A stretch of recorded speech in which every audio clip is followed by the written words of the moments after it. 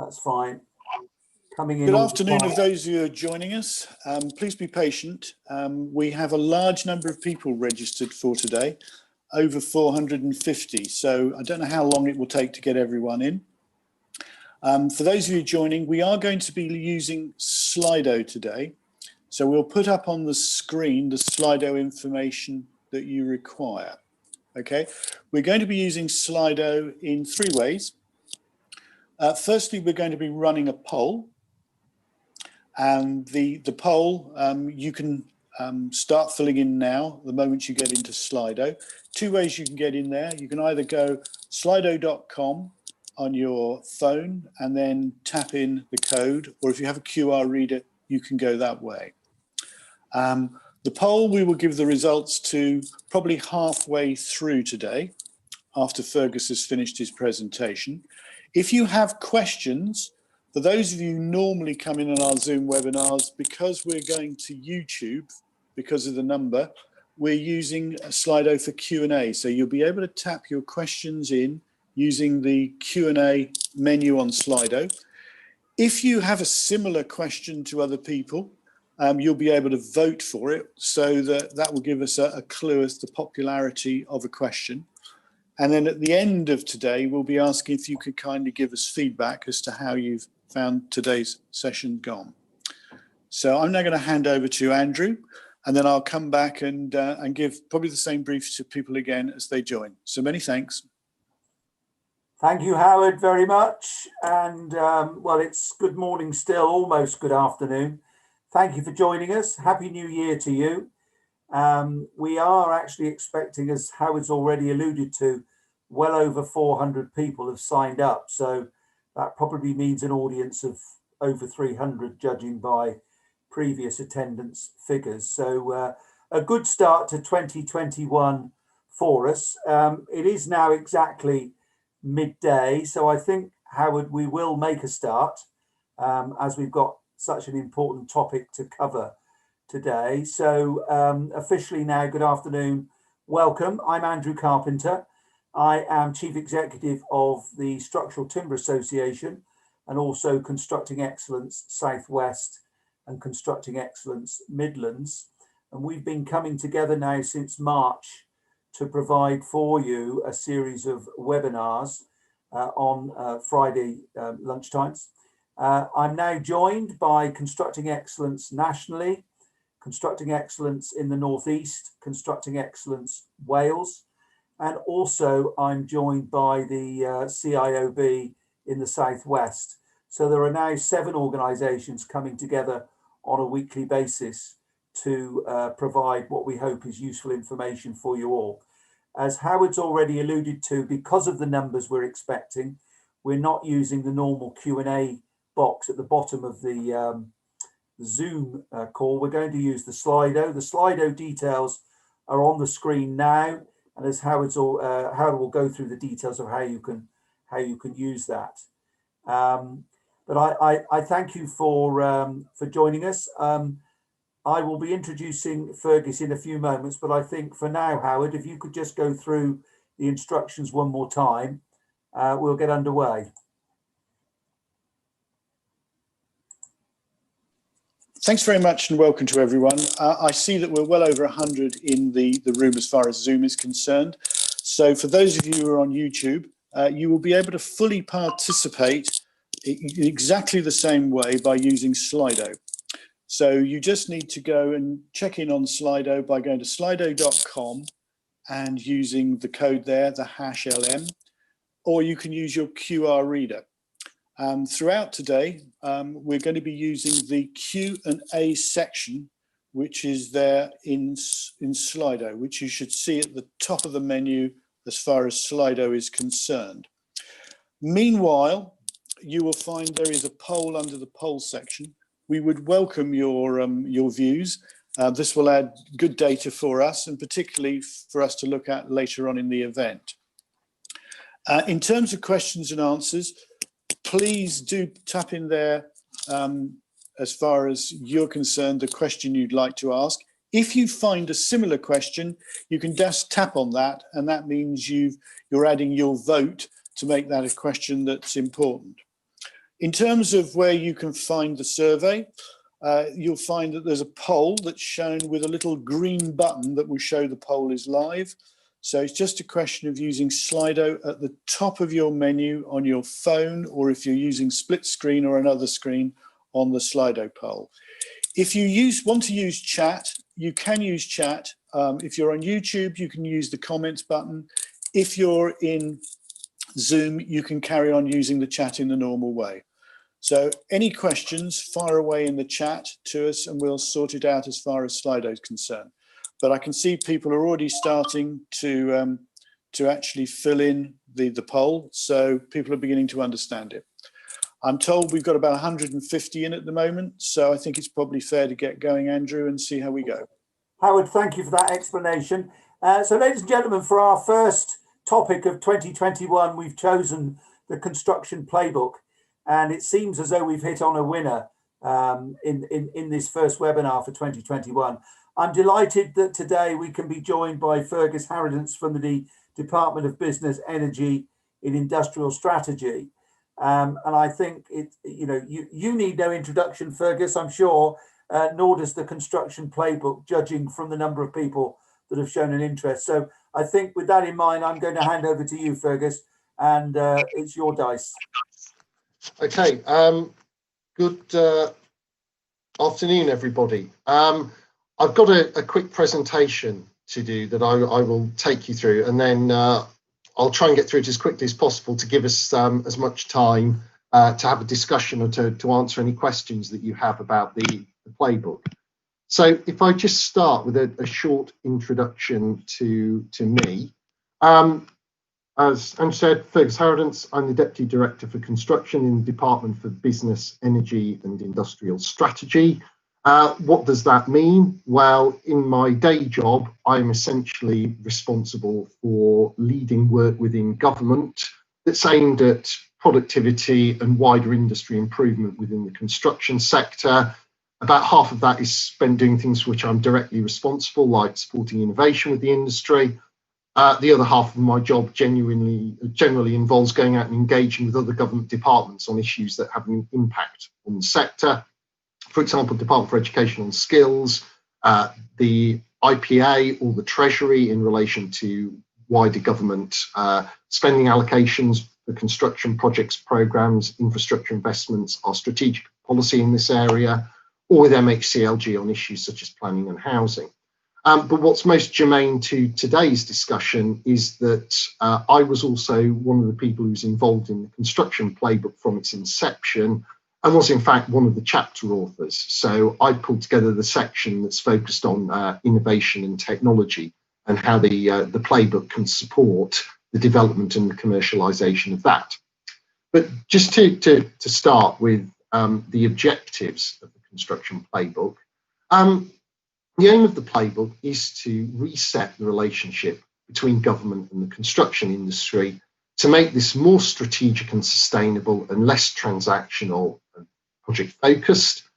What we are trying to do as government overall is to increase the speed of end-to-end project and programme delivery. So it's part of a wider initiative which is chaired by the Chancellor of the Exchequer that you might have heard about called Project Speed, which encompasses everything from the real front end of policy, planning, seeking permissions for developments, right the way through to how government can more effectively manage infrastructure systems, which provide essential services to the UK, with the procurement and the delivery of infrastructure projects and programmes, the bit in the middle. And it's that bit in the middle that the Construction Playbook covers.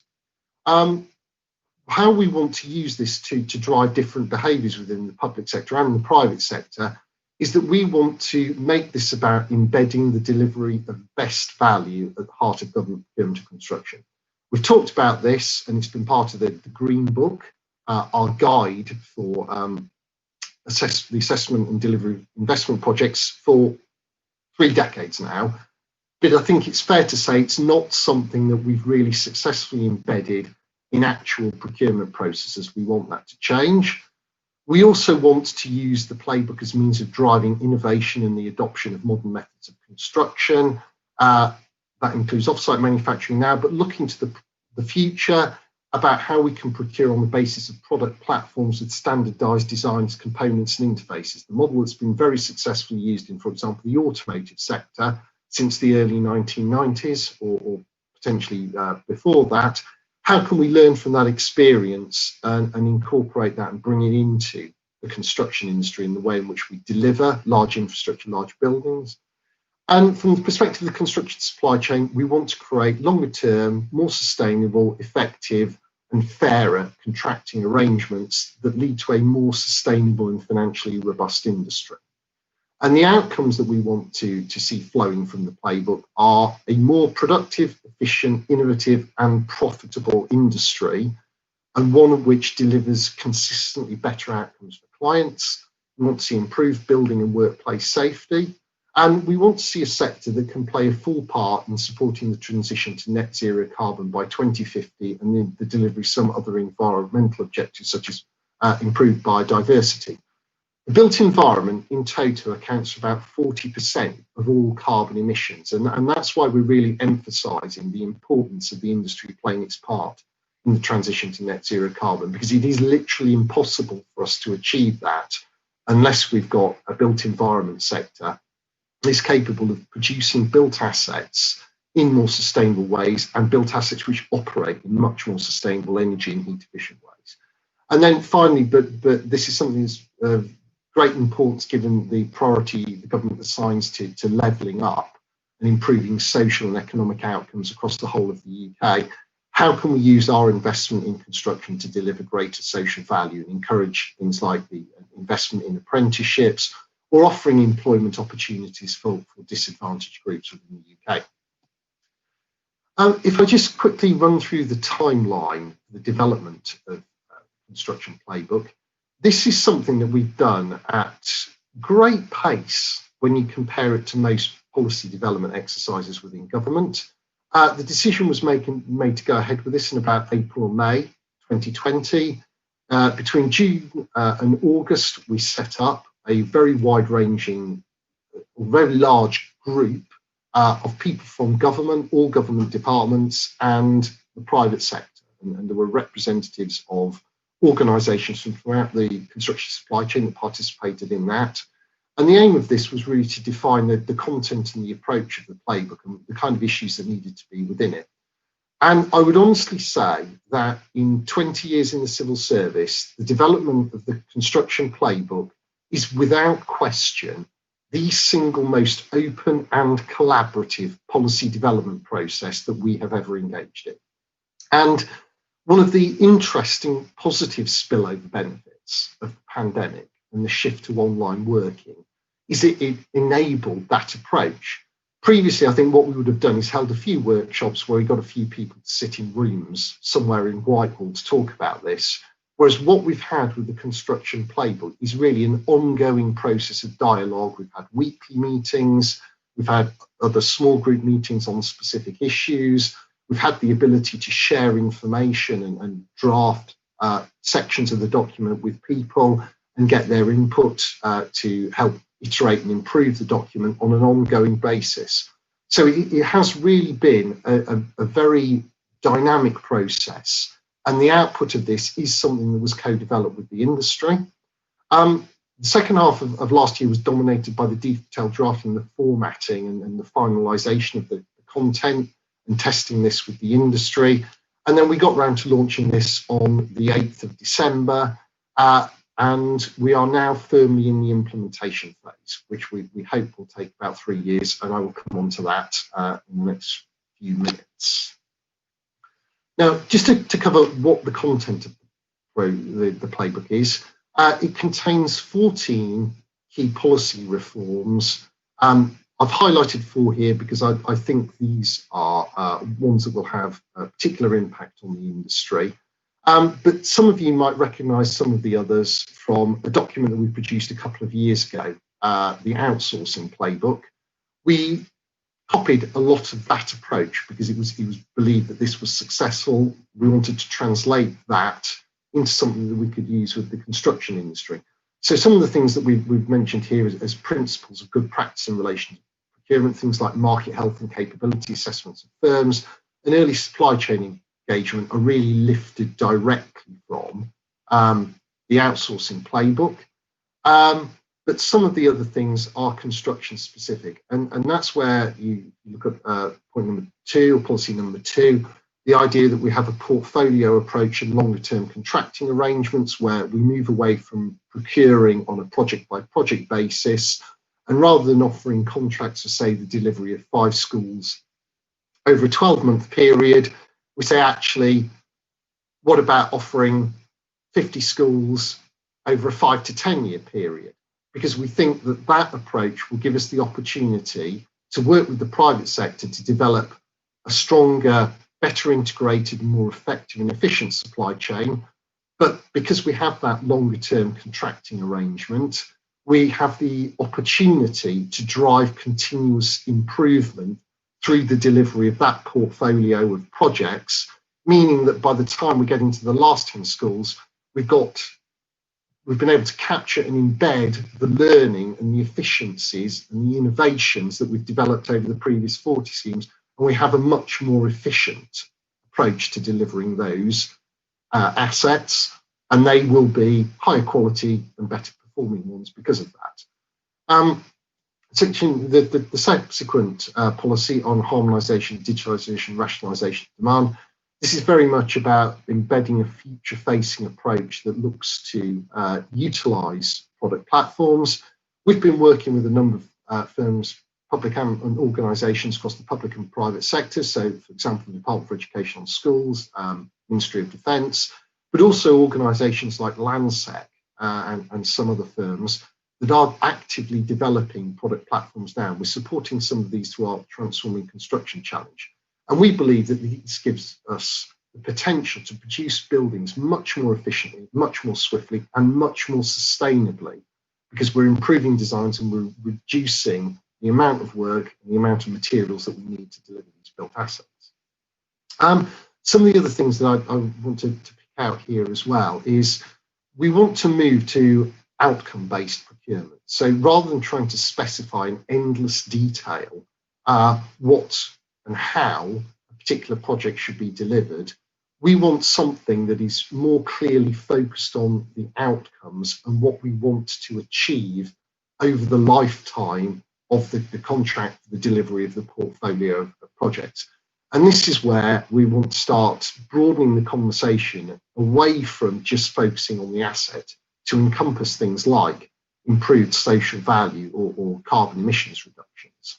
And then on point 7, in terms of digital technologies, construction is one of the least digitised sectors internationally, but there's enormous potential to use digital technology to improve design, planning, project execution, payments, monitoring of what's actually happening on site, and to drive efficiencies within the operations across the construction supply chain.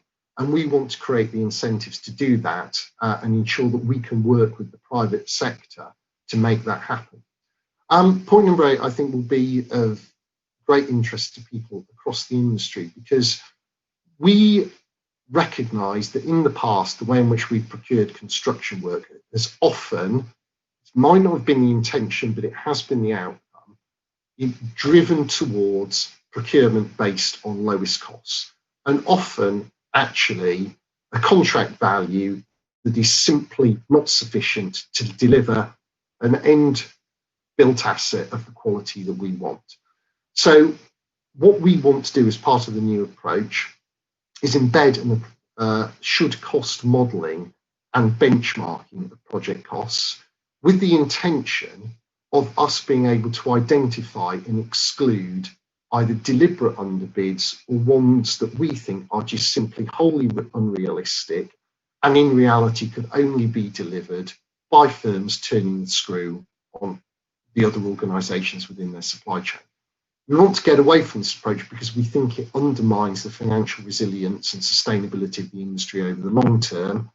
And we see this as being absolutely at the heart of the effective delivery of the playbook and achieving one of the key objectives of having a more sustainable, resilient, innovative and successful industry in the UK. Most of the other points or policies that are included in the playbook are more functional in nature. So they're asking us to consider carefully what's the best delivery model assessment for the product or project or the portfolio of projects that we're seeking to deliver. And that might mean organisations being willing to work in different ways, use different business models, and not simply do what they've always done in the past. What we want to do is make sure that the delivery model is the most appropriate one for the portfolio, project or programme that we are seeking to deliver, and in fact we are investing in. Point number 10 about risk allocation. The basic principle that we want to embed here is that risks should be managed by the organisation which is best placed to do so and has the greatest capability to do so. So this is not about how we cascade risk down the supply chain, and whether it's financial risk or legal risk, leave it sitting on the shoulders of people who don't have the capability to manage it properly. What we want to do is make sure that across the whole supply chain, risk sits with those organisations best placed to bear it. And then similarly, in relation to pricing and payment mechanisms, it's already the case that by regulation, payment in the supply chain, when people are working on public sector projects, will be within 30 days. We want to make sure that's happening. Ideally, we want to speed it up, and we want to make sure that payment is fair. So we're building on some of the policies that have been introduced over the last few years, like payment reporting, but actually really driving this further down the supply chain. And our expectation is that through the use of digital technologies in future, we will have far greater visibility of what's actually going on. And it will be our objective to make sure that firms are, the tier one contractors in particular, are being pushed to pay their supply chain fairly and promptly, because again, it contributes to delivering the objective of a more sustainable and stronger industry. Effective contracts, it's really about fair and appropriate contractual relationships and terms within those contracts. And also trying to encourage something that, again, we've worked towards for years but not really delivered, which is about having more standard contracts, fewer bespoke clauses or other elements inserted into them, just so that there is greater clarity and people do understand the position that they are in, legally speaking, when they are involved in the consortium to deliver a particular project. And then finally, the last two are really things that we've embedded in this because of the consequences that the collapse of Carillion had for government in terms of disruption to projects and the delivery of public services. We want to have a stronger dialogue, a more open dialogue with firms in the industry about their economic and financial standing, financial position. And we also want stronger resolution planning. So part of what we do when we are designing the delivery model and the contracting arrangements for a portfolio or a program of projects is we do explicitly ask the question, so what do we do if everything goes wrong, so that we don't end up in a situation where, in the worst case scenario, we're running and scrabbling around trying to put solutions in place at the last minute. We would prefer to be able to manage these in a more sensible, structured way that doesn't have or it minimises the risk of there being really negative implications for both the client and firms in the supply chain. In terms of the scope of the Construction Playbook, it will apply to all public works projects and programmes, so building, civil engineering, construction or equipment, and it will be mandatory for central government departments and their arm's length bodies. And I mean organisations that are under the direct control of departments. So things like Highways England, Network Rail, the Environment Agency, Homes England. They will be required to adopt and embed the Construction Playbook. It's not mandatory in the devolved administration, so Scotland, Wales and Northern Ireland, or in the wider public sector, by which I mean organisations like local authorities and NHS trusts, although we have involved both of the latter groups in the development of the playbook. And I know there is quite a lot of interest, certainly within local government in England, in them mirroring at least some elements of this approach. And we're hoping that over time, more local authorities and more NHS trusts will adopt this as well, because we think it is just a better approach than the way in which we do things now. The playbook applies to all new projects and programmes as of the time that it was published on the 8th of December, so it applies now. And all new projects and programmes will be expected to adopt the playbook approach wholesale. We accept that construction is a long-term industry. There are already projects, programmes, frameworks in place or which are very close to starting. We accept that we can't completely take those back to square one. It would be very disruptive. But what we are asking people to do in that situation is adopt a pragmatic approach and try and embed what elements of the construction playbook they can in that project or programme, taking account the point at which it's reached whether the delivery model has been set up, what the nature of the legal agreement is, etc. And we are also looking to put in place a package of support to assist departments and arm's length bodies to implement the playbook. And we'll be also supporting us to look at wider policy measures. We're doing an awful lot of work on reforms to procurement policy now, but we'll also be issuing some technical guidance and looking at what we can do by way of providing additional training to departments, or in the case of larger portfolios or programmes, actually sending additional people in with the right expertise to enable them to be managed properly in accordance with the way in which the playbook is supposed to work. And this is one element of my job, so I sponsor the Construction Leadership Council. The Construction Leadership Council has agreed with the Cabinet Office that it will take the lead in supporting the implementation of the playbook across the private sector, and this is going to be very much a joint and shared endeavour in the way that the development of the playbook was. So coming to the question of what firms should do, well, I'd say a good start is probably to read the Construction Playbook, but it's really about ensuring the principles and policies set out in the playbook flow down your supply chain, and that you take steps to start adopting and embedding more collaborative ways of working.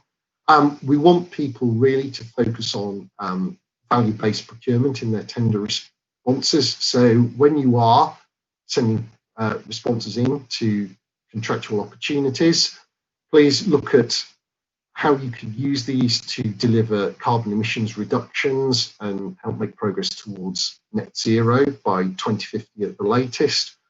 How you can use modern methods of construction or digital technologies to help improve and accelerate the delivery of projects. What you can do to encourage improved health and safety. And I also mean things like occupational and mental health rather than just classic site safety in that. And also look at how to deliver wider social and environmental value through these programs and projects, whether it's through offering apprenticeships or support for environmental projects that will improve biodiversity, or things like offering employment to ex-forces personnel or ex-offenders. These are all the kind of things that we want to see being delivered. Please do submit tender responses that include realistic costs and a fair margin of profit. One of the long debates that we had in the preparation of the playbook was about this issue of realistic costs and a fair margin of profit. And whilst these things are always going to be subject to a degree of negotiation, there was unanimous agreement across public and private sectors that we need to stamp out the practice of underbidding and people deliberately lowballing tenders. And if there's one thing that we can really and should really try and embed as a matter of urgency as one of the first priorities of the implementation of the phase of the playbook, it's us using should-cost models and excluding low-cost bids, and it's the industry submitting realistic bids and realistic estimates of costs for overheads and seeking a fair margin of profit. We want this to be part of the more open and honest dialogue that we have with the industry, and is one of the key elements that we see to making the industry better and giving it the resources to improve on an ongoing basis in the future. So please do include realistic costs, and don't be afraid to say, and actually we think this is a fair margin of profit of the job, or if it's a bigger, longer term programme, actually we would like to be rewarded for successful innovation over the lifetime of that programme. These are exactly the kind of discussions that we want to have, and we want to put at the heart of a new way of working and a new relationship between government and the industry.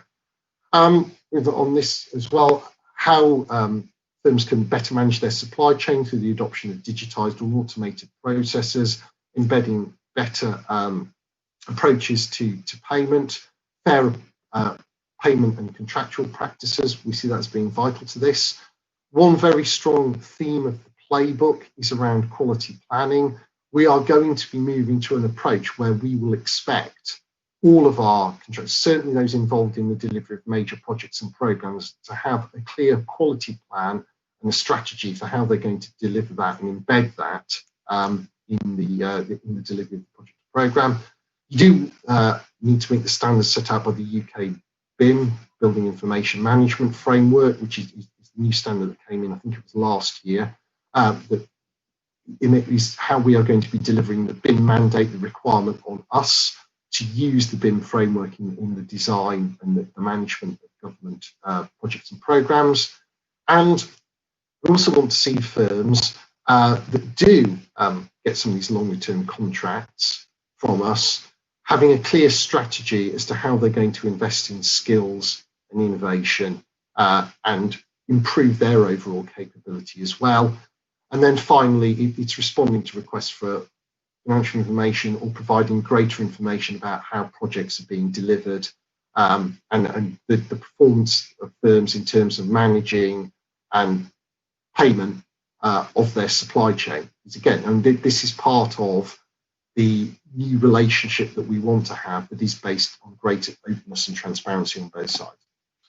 So that's the presentation on the construction playbook. Sorry it took slightly longer than I hoped it would, but we have got half an hour or so for questions, and I'm very happy for you to raise. Thank you, Fergus, very much. Excellent presentation, very informative.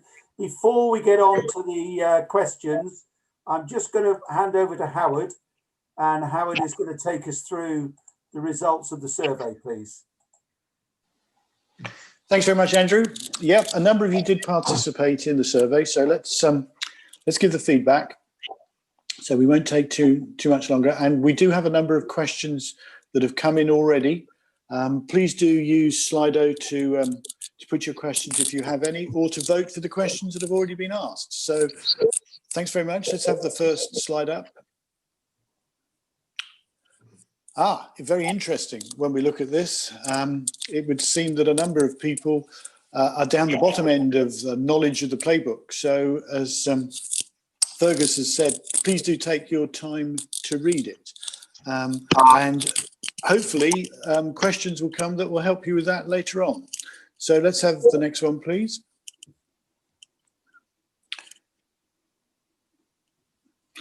It seems that the majority of people, 70% of scores 7.1, agree that the approach is really good, and I think that's positive for Fergus to take. So, Fergus, I hope you're taking note of that. Mm-hmm. Next one, please.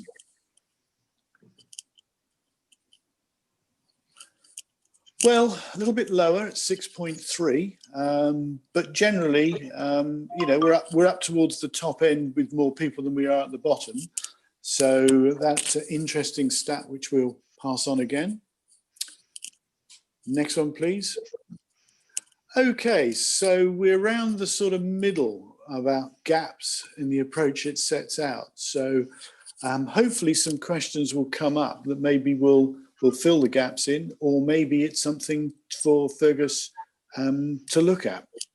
So next one. Now, this is open questions, so we'll run through these. Fair pricing, retentions need addressing. I'll let you read them rather than read them out. So if you just spool through, Abraham.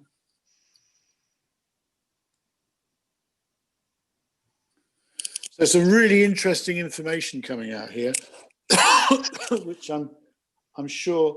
I mean, all this will be available to you afterwards. You'll all get a copy of this if you wish to by going to leadersmeets.com. And of course, Fergus will have a copy. And It may be that it requires a little bit of answering in an email format, Fergus, if you don't mind. Mm-hmm. Yeah. Okay, have we got another one? And again, I think today, hopefully a number of you are getting the answers to the first one, provide more guidance sessions to the industry. I found it really interesting. I like the idea of a champion nominated in each local authority, Fergus, something to think about. Clear leadership and joint learning. Well, I think we've seen leadership on behalf of Constructing Excellence today, and hopefully today has helped people's learning and knowledge about the playbook.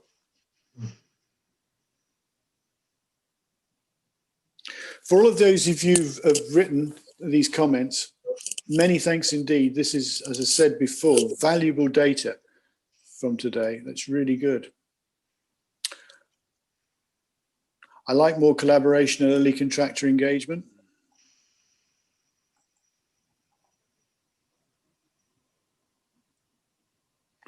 There's some really good stuff here. Okay, thanks very much. Okay, thank you, Howard. Fergus, we've got a number of questions to try and take. We'll rattle through them as quickly as we can. We've got about 30 altogether. So whether we get through them in half an hour, I'm not sure. But the most popular question that's come in so far is from Marcus Harling of Birch's Salmon, who says that the Construction Playbook focuses on outcomes, but that doesn't align with the public sector annual budget. What are the plans for engaging with Treasury on this point? Well, bear in mind, since the late 1990s, we've actually typically had 3 or 4 year spending review periods. So the last time that you really had annual budget negotiations with the Treasury for each department was 25 years ago. The problem has been that over the last couple of years, we've obviously had a fairly febrile political climate. And then last year we were hit by coronavirus. So it was intended that the spending review that was undertaken last year would set a 4-year spending period with financial commitments to all government programmes. And so we would, at this point in time, have a clear understanding what the budgets for each of these were. Unfortunately, because of the economic circumstances and financial circumstances created by COVID-19, that didn't happen. So the actual spending review that will set those longer term spending programmes for government is going to be taking place later this year. At that point, we should have greater certainty. Although there have already been some commitments to some major programmes that were set out in the spending review last year. So, for example, in relation to things like the schools, the hospitals, and also settlements for road, rail, and some other major infrastructure programmes like HS2, they have already been set. But there is certainly further work that needs to be done. But hopefully we will have definitive answers to this question by, I would hope, autumn this year. Okay, so you seem quite confident that it's going to cascade through in due course. Well, I mean, for 20 years, we've had the approach where you set 3-4 year spending periods with spending or budgets allocated to all government departments and agencies. It's simply been that the last 2 years have really been an anomaly. So I think the question's an entirely fair one based on the circumstances. But what we're hoping is this year will revert to normal practice. Okay, thank you, Fergus. The next question in terms of popularity is from Anonymous. Can you explain why it's referred to as the playbook? To many, this undermines the groundbreaking initiative it represents. How do you answer that one, Fergus? I think it says there to may. I think it means to many. This undermines the groundbreaking initiative. What's your thoughts on the title?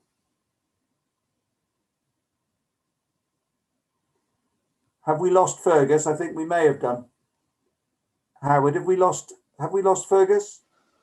As far as I can see, He's still showing, but he might have frozen. Abraham, anything we can do?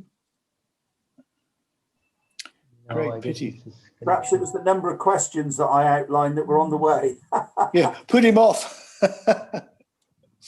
The only thing I think we can do is hopefully he comes back in. He did say that he'd had no previous problems from Reading, didn't he, with his Wi-Fi? Well, he There's always did. a first. There's always a first time. Yeah.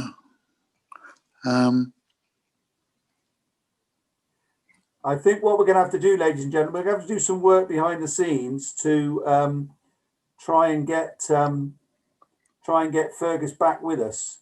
So my apologies to you all. Rather embarrassing with such a big audience this afternoon, but as you'll all know by now, I'm afraid Wi-Fi and such are outside of our control. I've come amiss with this over the past few months. But I thank you for your questions. I'm going to start going through them again as soon as we get Fergus back. What it does mean, though, that the time available to us to answer the questions is getting less and less. So we'll make sure that the questions we're not able to answer online today, we will get responses in due course. So apologies for that. Let me just go to the chat box and see if any of the comments that have come in chat box are things that we can talk about while we're working on getting Fergus back online. Now, I think even the chat box comments are really questions regarding SMEs, regarding Homes England and so on. So I don't think there's anything looking at the list that I can do until we get Fergus back. There is one question which I think is worth me commenting upon. Alison Nichol, good to see you online, Alison, from Constructing Excellence nationally. You're saying that Constructing Excellence is delighted with the playbook. I'm sure we all are within Constructing Excellence. It's very similar to what we've been adopting for the last 20 odd years following Latham and Egan. It's a move on, and let's hope this time it sticks. You've asked about the biggest challenge about implementing the playbook.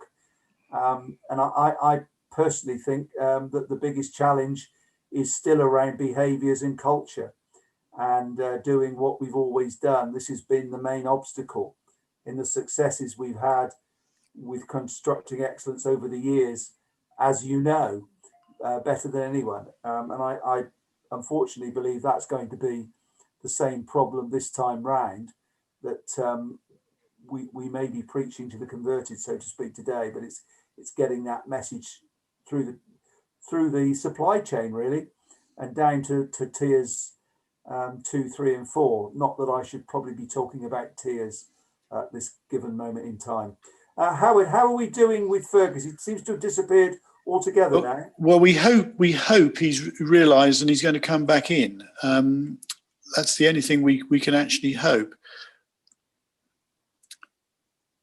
Okay, I'm just scrolling down the questions, Howard, to see if there's any ones here that maybe we can answer as Constructing Excellence, but it looks like they're all really aimed, not surprisingly, at Fergus. So would you just like to talk about, Howard, some of the questions are regarding how we're going to be giving this information historically in terms of where we're going to be storing it, how people can get hold of copies and so on. Would you just perhaps just cover that for us? Yeah, delighted. What we do with each and every webinar that we run, we put a recording up on leadersmeets.com, and as well as this, you will also find a PDF of the presentations and also the Slido polls that we'll be running, which I think a number of people have found this time quite interesting, considering the number of comments that people have put into the open question. I don't know whether we could put that back up, Andrew, and see whether, there's things we can answer through the poll. Abraham, do you want to put the poll up and go to the 2 open questions at the end, please? I think it could be quite interesting. I mean, to be honest with you, Howard, we've now got 80 odd questions, so we were never going to get to all of those questions in this session. So I think there's if you like, a responsibility for us and Fergus to get these answered and sent round to everybody that's signed in today. Well, we know who's registered, and what we'll do is we'll ask Fergus to answer these questions over the next few days, and we'll ensure that you get an email for a full response to all of the questions. We hope we get him back. We haven't seen him come back yet. So I suspect, as Andrew said, unfortunately, he's hit technical problems, which affects Sky News that I watch quite a lot with this. Unfortunately, we haven't had anything quite as bad as this, but I do apologise to everyone. There is one question I'd like to ask. We have been approached by several people that attend these regular webinars that a CPD certificate would be of value. I'd be interested to hear from any of you whether that is something which would appeal to you. Certainly, we've been approached by some of the professional bodies to say that a CPD certificate following these webinars would be of use. So if there's any feedback you can give us on that, that would be appreciated. Howard, are we going to go with the results then of the poll again? And are we trying to contact Fergus behind the scenes? Is Abraham trying to do that? So, ladies and gents, I can only apologise for this. Looks like the gremlins are with us, which is really disappointing for probably our biggest audience since we started to do this. So that's rather embarrassing and disappointing, but I'm afraid it's just one of those things in the world in which we live. So for all of you that have asked questions, and as I say, there's now 80 odd, so there was no way we were going to get round to them anyway. We will get answers around to everybody. We'll log the questions and we'll log the responses. And I think it might be relevant, Howard, to see if we can get Fergus back. And I just wonder whether we ask him if he's available in a couple of weeks' time, because I know we've had Homes England pull out in a fortnight, and I just wonder whether we, okay. We've just had a note from Fergus to say there's been a power cut, and nothing's working in his house at the moment. So he can dial into the meeting. Otherwise, people are going to have to email questions, and he'll reply to them. I think, Howard, that's going to have to be our lot today. I can't see there's anything more we can do. He's had a power cut.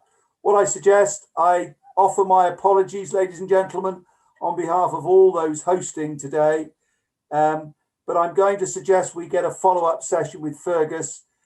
Next week, by the way, we've already got a very good speaker from Geary, Get It Right initiative. We're going to be discussing the building safety bill at midday next week. But the week after, we were due to have a speaker from Homes England, who's unfortunately had to pull out. But what I think I might do is see if Fergus can come back and maybe just give a brief few slides to introduce again. But the bulk of the hour will be a Q&A, because with 80 questions plus, I think there's enough information in there which would give us a very good session. Howard, I don't know whether you want to comment on that. You want to come back and comment? I think it would be a really good idea, Andrew. We could also ask him to address a number of the points that are made in the last two slides. Yeah. Yep. So if you can get him back, we will notify you as soon as we know that. And all I can say is I'm extremely apologetic, but we can't do anything about a power cut. That's right. That's right. So, ladies and gentlemen, you've got a little bit more of a lunch hour to enjoy. So let's take the positives out of that. Wish you all a happy new year. Hope to see you next midday, Friday midday, to talk about the building safety bill, and watch this space regarding getting Fergus back in a fortnight to deal with some of the questions that have been raised. But for now,